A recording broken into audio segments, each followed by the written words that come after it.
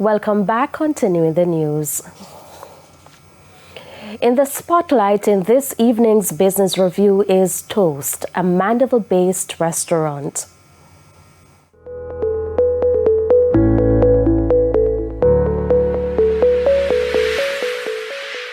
Like the clinking of two glasses, Jason White and Cassandra Thomas gave birth to Toast. I would say COVID brought out the entrepreneur spirit in us.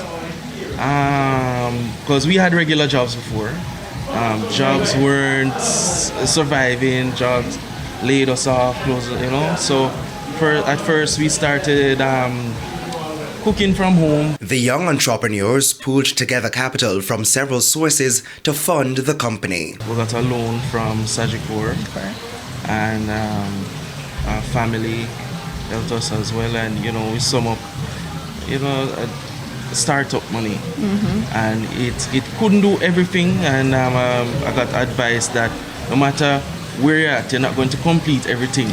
Just start. At Toast, Miss Thomas, a culinary artist, serves up traditional dishes with a European flair, while Mr. White uses his architectural ingenuity to create a unique ambience. The artwork pretty much sums up what we're about. Your nice glass of red wine with your cheese board. So people can come, they can have a meeting, and they have their lovely cheese board, and we have a wide variety of wines to choose from. But the path to success was scorched with challenges.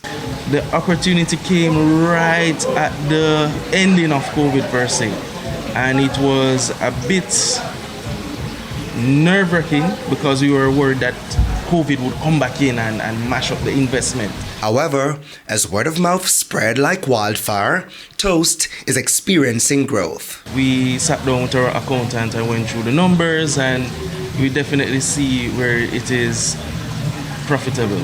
We've been getting really good support continuously. We haven't had a bad period.